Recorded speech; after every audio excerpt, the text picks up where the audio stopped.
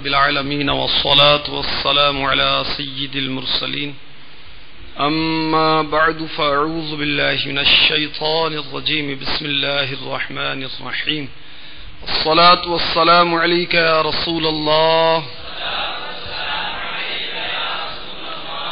وعلى آلك وأصحابك يا حبيب الله الصلاة والسلام عليك يا نبي الله وعلى آلك وأصحابك يا نور الله.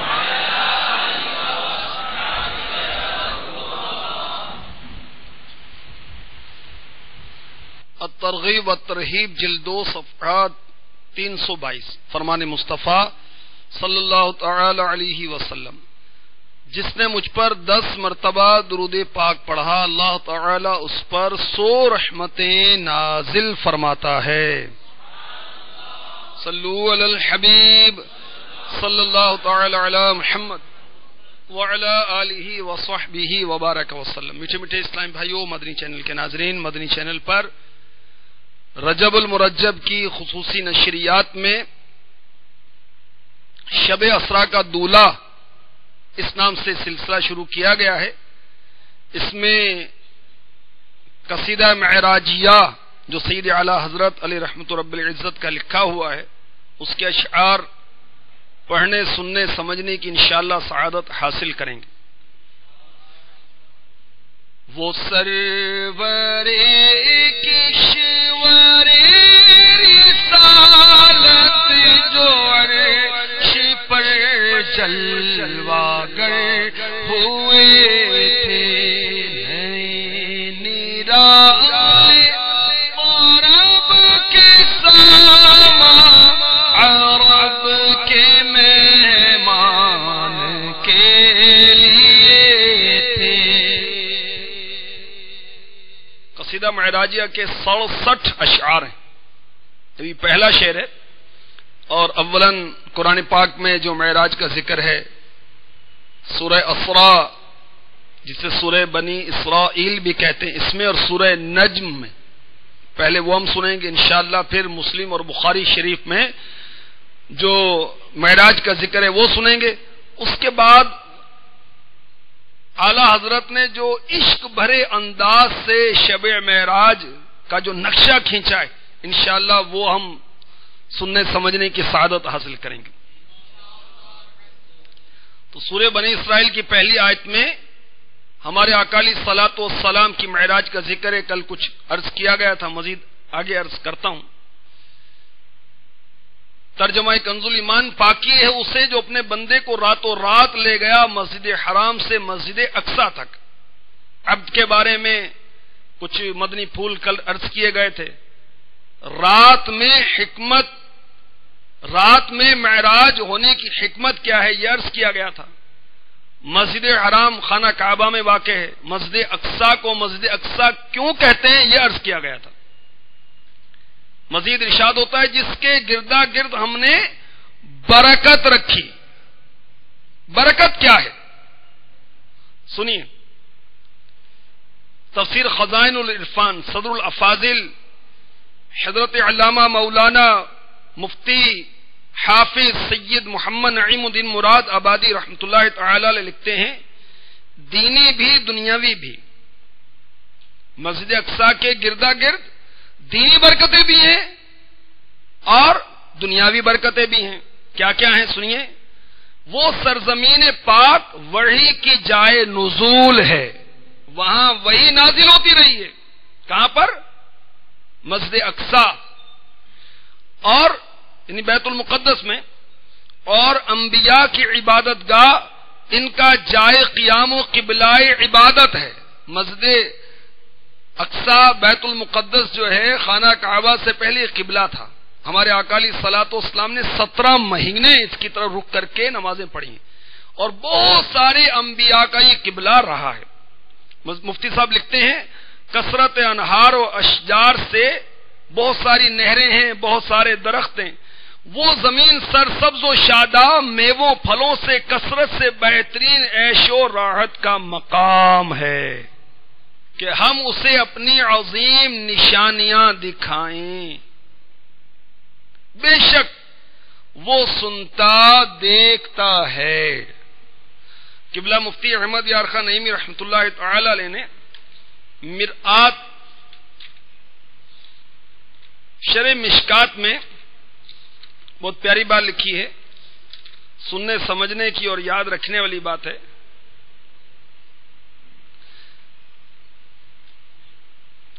سبحان الذی اسری بعبده لیلا من المسجد الحرام الى المسجد الاقصى الذي باركنا حوله. مفتی صاحب فرماتے ہیں یہاں تک آیت میں بیت المقدس تک کی معراج کا ذکر ہے. یہاں تک کیا ہے؟ معراج کا ذکر ہے. کہاں تک؟ سبحان الذی اسری بعبده لیلا من المسجد الحرام الى المسجد الاقصى الذي باركنا حوله. یہاں تک کہ معراج کا ذکر. لنریہ من آیاتنا، اس میں آسمانی معراج کا ذکر ہے. اور انہ هو السمیع البصیر، اس میں لا مکانی معراج کا ذکر ہے. ایک معراج بیت المقدس تک، دوسری معراج بیت المقدس سے آسمانوں تک، اور تیسری معراج لا مکان تک. تو تینوں معراجوں کا ذکر اس ایک آیت کریمہ میں موجود ہے.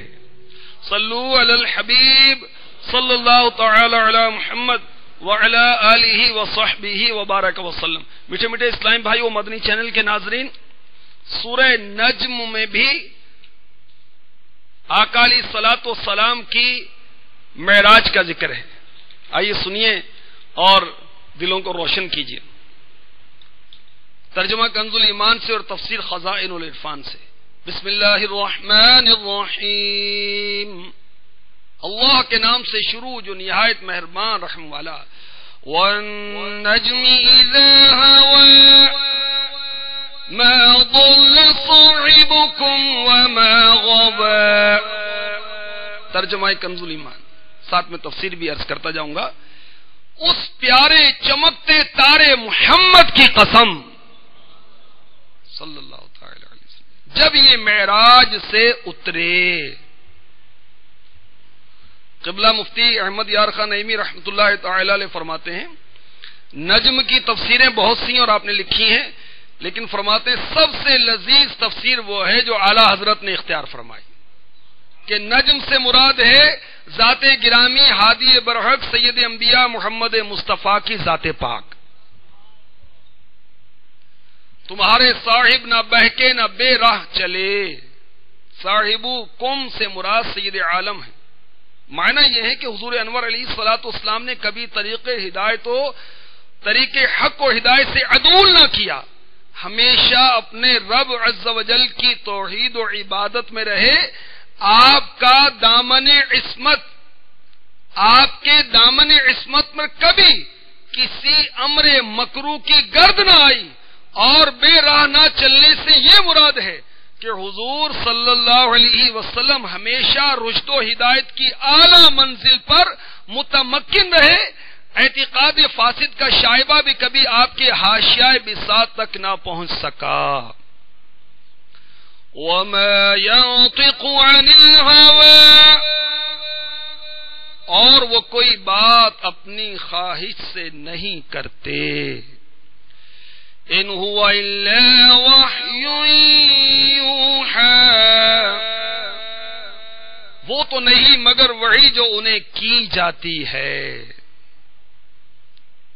صدر الافاضل لکھتے ہیں یہ جملہ اولا کی دلیل ہے کہ حضور علیہ الصلوۃ والسلام کا بہکنا اور بے راہ چلنا ممکن و متصور ہی نہیں، کیونکہ آپ اپنی خواہش سے کوئی بات فرماتے ہی نہیں. جو فرماتے ہیں وحی الہی ہوتی ہے، اور اس میں حضور کے خلق عظیم اور آپ کی اعلیٰ منزلت کا بیان ہے. نفس کا سب سے اعلیٰ مرتبہ یہ ہے کہ وہ اپنی خواہش ترک کر دے. مزید لکھتے ہیں کہ اس میں یہ بھی اشارہ ہے کہ نبی علیہ الصلوۃ والسلام اللہ تعالی کے ذات و صفات و افعال میں فنا کے اس اعلیٰ مقام پر پہنچے کہ اپنا کچھ باقی نہ رہا. تجلی ربانی کا یہ اصطلاح تام ہوا کہ جو کچھ فرماتے ہیں وحی الہی ہوتی ہے. علمہ شدید القوى ذو مرۃ فاستوى، انہیں سکھایا سخت قوتوں والے طاقتور نے، پھر اس جلوے نے قصد فرمایا.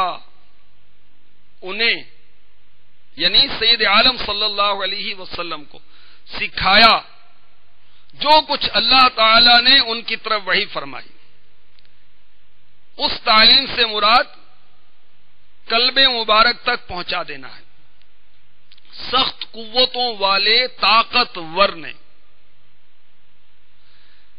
مفتی صاحب فرماتے ہیں کہ بعض مفسر اس طرف گئے ہیں کہ سخت قوتوں والے طاقتور سے مراد جبریل امی ہیں، مگر حضرت سیدنا حسن بصری رضی اللہ تعالی عنہ نے فرمایا کہ اس سے مراد اللہ تعالی ہے.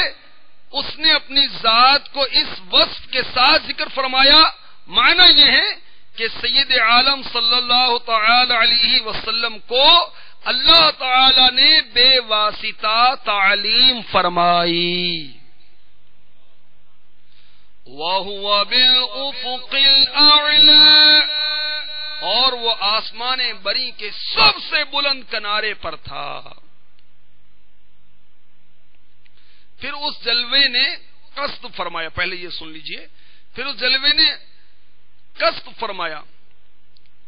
عام مفسرین نے فاستوا کا فاعل جبریل امی کو قرار دیا. یہ معنی لیے کہ حضرت جبریل امی اپنی اصلی صورت پر قائم ہوئے. اس کا سبب یہ ہے کہ سید عالم صلی اللہ علیہ وسلم نے انہیں ان کی اصلی صورت میں ملاحظہ فرمانے کی خواہش ظاہر فرمائی تھی. تو حضرت جبریل امی علیہ السلام جانب مشرق میں حضور علیہ السلام کے سامنے نمودار ہوئے. تو جبریل امی علیہ السلام کے وجود نے مشرق سے مغرب تک بھر دیا. یہ بھی کہا گیا حضور صلی اللہ علیہ وسلم کے سوا کسی انسان نے حضرت جبریل علیہ السلام کو ان کی اصلی صورت میں نہیں دیکھا. امام فخر الدین رازی رحمۃ اللہ تعالی علیہ فرماتے ہیں جبریل امی علیہ السلام کو دیکھنا تو صحیح ہے، حدیث سے ثابت ہے، لیکن یہ حدیث میں نہیں کہ اس آیت میں جبریل امی کو دیکھنا مراد ہے، بلکہ ظاہر تفسیر میں یہ ہے کہ مراد فاستوا سے سید عالم صلی اللہ علیہ وسلم کا مکان عالی منزلت رفیعہ میں استوا فرمانا ہے. تفسیر روح البیان میں سید عالم صلی اللہ تعالی علیہ وسلم نے افق اعلی یعنی آسمانوں کے اوپر استوا فرمایا. جبریل امی سدرۃ المنتہا پر رک گئے، آگے نہ بڑھ سکے.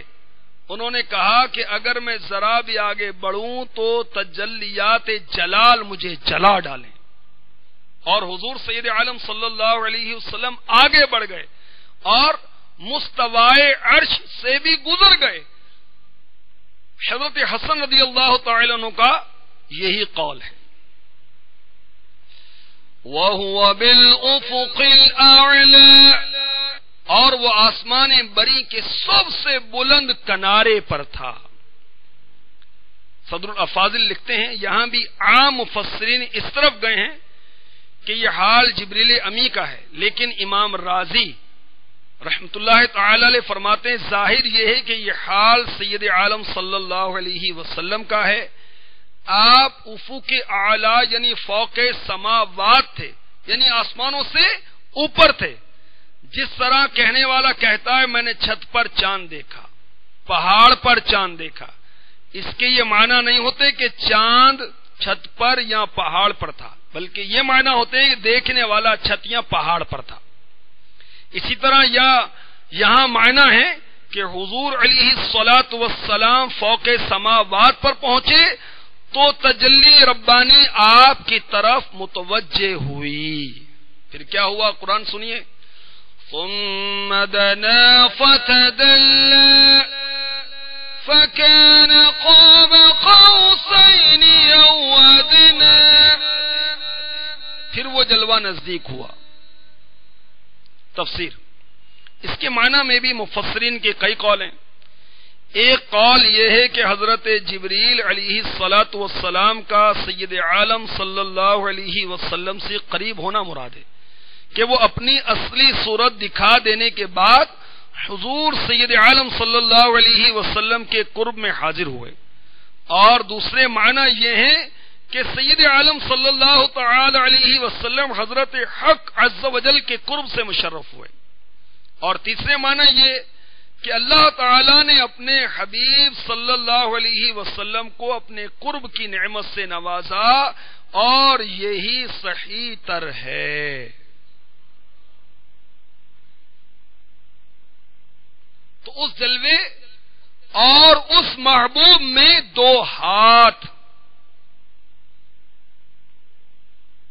اس سے پچھلا پہلے سن لیں. پھر خوب اتر آیا. تفسیر اس میں بھی چند قول ہیں. ایک تو یہ کہ نزدیک ہونے سے حضور صلی اللہ علیہ وسلم کا عروج و وصول مراد ہے، اور اتر آنے سے نزول و رجوع. تو حاصل معنی یہ ہے کہ حق تعالی کے قرب میں باریاب ہوئے، پھر وصال کی نعمتوں سے فیض یاب ہو کر خلق کی طرف متوجہ ہوئے. دوسرا قول یہ ہے کہ حضرت رب العزت عز و جل اپنے لطف و رحمت کے ساتھ اپنے حبیب صلی اللہ علیہ وسلم سے قریب ہوا اور اس قرب میں زیادتی فرمائی. تیسرا قول یہ ہے کہ سید عالم صلی اللہ تعالی علیہ وسلم مقرب درگاہ ربوبیت ہو کر سجدہ طاعت ادا کیا. بخاری مسلم کی حدیث میں ہے قریب ہوا جبار رب العزت عز و جل. تو اس جلوے اور اس محبوب میں دو ہاتھ کا فاصلہ رہا، بلکہ اس سے بھی کم. تو اس جلوے اور اس محبوب میں دو ہاتھ. تفسیر یہ اشارہ ہے تاکید قرب کی طرف. قرب اپنے کمال کو پہنچا اور با ادب احبہ میں جو نزدیکی متصور ہو سکتی ہے وہ اپنی غایت کو پہنچی، اپنے انتہا کو پہنچی. تو اس جلوے اور اس محبوب میں دو ہاتھ کا فاصلہ رہا، بلکہ اس سے بھی کم. فَأَوْحَى إِلَىٰ عَبْدِهِ مَا أَوْحَىٰ. اب وحی فرمائی اپنے بندے کو جو وحی فرمائی. کیا وحی فرمائی؟ سنیے تفسیر. مفتی صاحب لکھتے ہیں اکثر علماء مفسرین کے نزدیک اس کے معنی یہ ہیں کہ اللہ تعالی نے اپنے بندہ خاص حضرت محمد مصطفیٰ صلی اللہ علیہ وسلم کو وحی فرمائی. حضرت جعفر صادق رضی اللہ تعالی عنہ نے فرمایا اللہ تعالیٰ نے اپنے بندے کو وحی فرمائی. جو وحی فرمائی یہ وحی بے واسطہ تھی کہ اللہ تعالیٰ اور اس کے حبیب صلی اللہ علیہ وسلم کے درمیان کوئی واسطہ نہ تھا، اور یہ خدا اور رسول عز و جل و صلی اللہ تعالی علیہ وسلم کے درمیان کے اسرار ہیں. اسرار کیا؟ بھید، راز، جن پر ان کے سوا کسی کو اطلاع نہیں. بقلی نے کہا اللہ تعالی نے اس راز کو تمام خلق سے مخفی رکھا اور نہ بیان فرمایا کہ حبیب کو کیا وحی فرمائی. اور محب و محبوب کے درمیان ایسے راز ہوتے ہیں جن کو ان کے سوا کوئی نہیں جانتا. مفتی صاحب مزید لکھتے ہیں علماء نے یہ بھی بیان کیا اس شب میں جو آپ کو وحی فرمائی گئی وہ کئی قسم کے علوم تھے. ایک تو علم شرائع اور احکام جن کی سب کو تبلیغ کی جاتی ہے. دوسرے معارف الہیہ جو خواص کو بتائے جاتے ہیں. تیسری قسم کی وحی جو فرمائی گئی وہ ہے حقائق و نتائج، علوم ذوقیہ.